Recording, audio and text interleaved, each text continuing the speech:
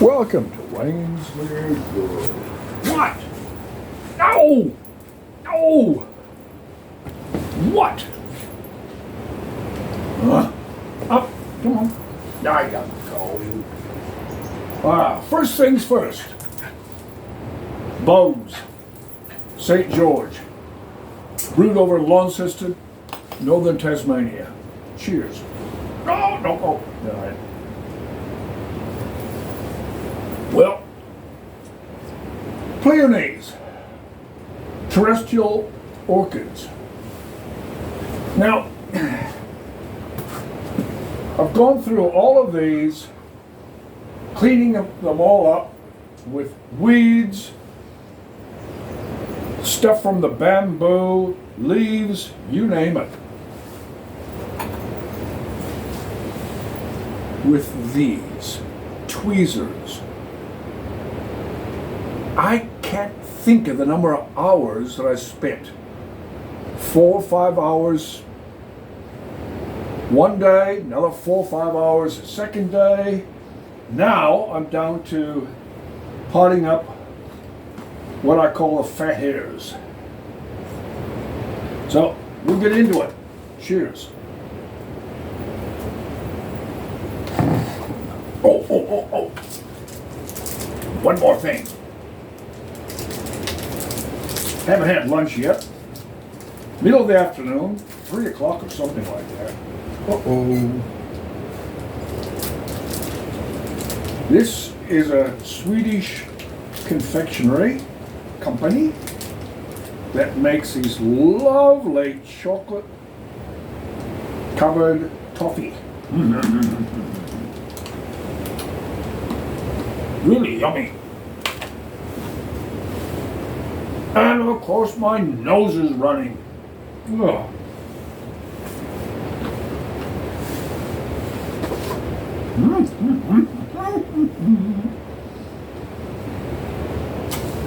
Now,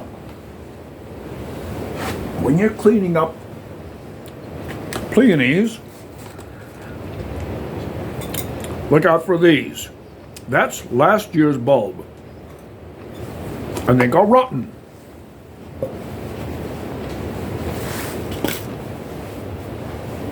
That's fine. That'll do.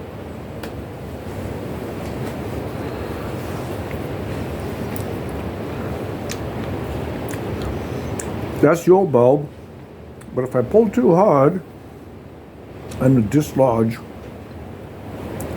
the new bulbs. So I'm going to leave those. I'm not going to worry about them. Now,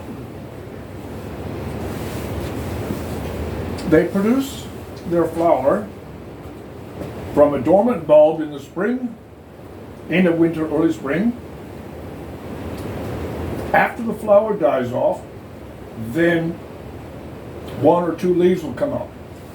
So that's a little baby already putting out a leaf. Now, all of these, let's see what we've got. Pleione Vesuvius, Pleione Hecla, Trudy, Blush of Dawn, Stromboli, Ricotta Shot Silk, Tongariro, Formosana Alba. Put them all out of the way. Where'd that one go? Right. So what I've got to do, this is the standard one, Formosana, Pleione Formosana. Okay? Now, nice fat bulbs like that are what you're looking for. But don't throw away these. Definitely not. And sometimes they're just little ones like this. So what I do, I grab a pencil somewhere. Hiding. All right. So all I do is I go around and start putting little dents, little holes.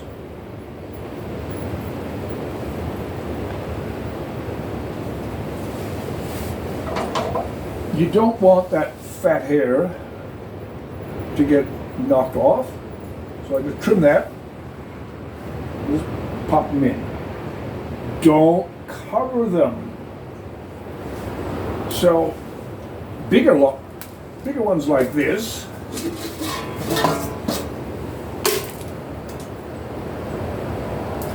clean off any of the old leaves.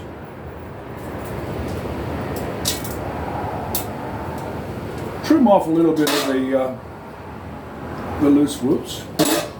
So you've got a nice clean little one. This one might actually flower. And that's where they come up. The leaf will come from the top of the bulb. Now a bigger one like this, just make a little bit bigger hole.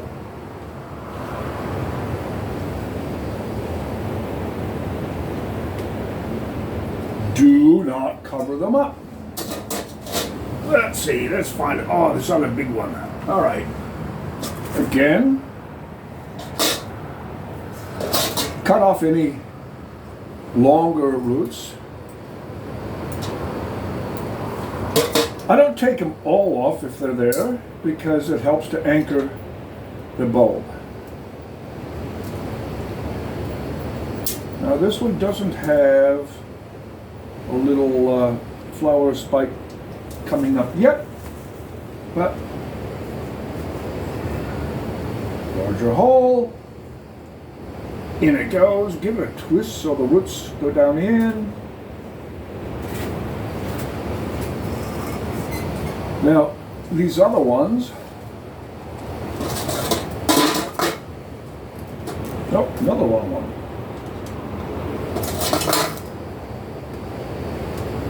Let's trim them off. Well, this one has a nice little bit on the side. Oh, there's a hole there already.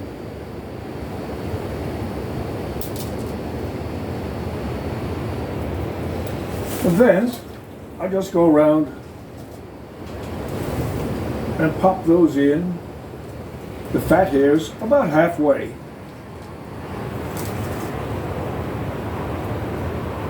So these communal pots will eventually end up looking like this.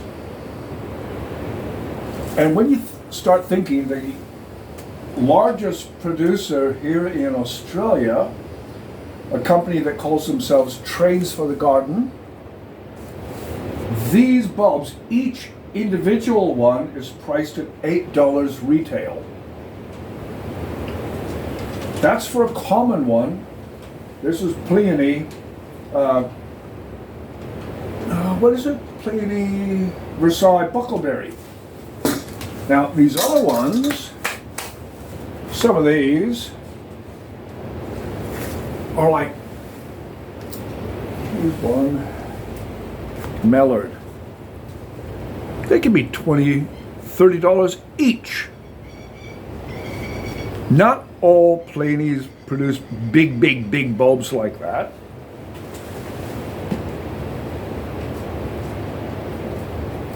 But, yeah. Now, this one, I think was priced, Stromboli, I think that was priced at about $30 each. So there's 4 that are already putting out flower spikes. There's another large bulb there, 5, smaller ones, 6, a few over here, 7, 8, 9. But thankfully, I didn't have to pay that much because I got them from another grower here in northwestern Tasmania at a fraction of the price. Now, get out of the way. These pots are trouble because the rim folds over, and if you're not paying attention, the bulb up near the rim, the flower spike might end up underneath. This is trouble. Earthenware dries out too fast. This is what, there's 1, 2, 3, 4, 5 where all the bulbs died. Another problem is too wet through the winter and the bulbs will rot.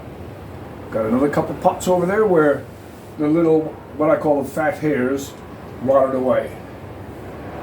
These are the only terracotta ones where the little bulbs have survived. Ah, sorry, wrong. There's 2 over there as well.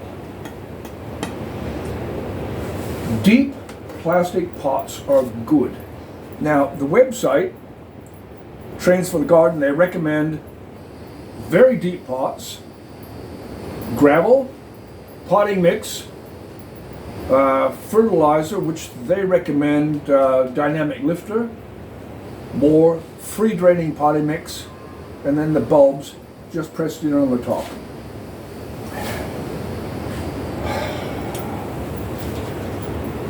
I haven't counted. I don't know. I know there's over 35 bulbs in this pot alone. And at a conservative price of $5 each, if I was going to pay for that, that gets expensive. That's over $150 worth of bulbs. And they price them at $8 each.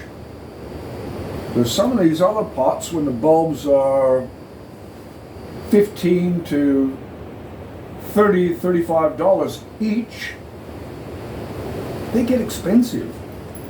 So try and find a grower who you get along with and isn't going to rip you off, and you might end up with something really nice.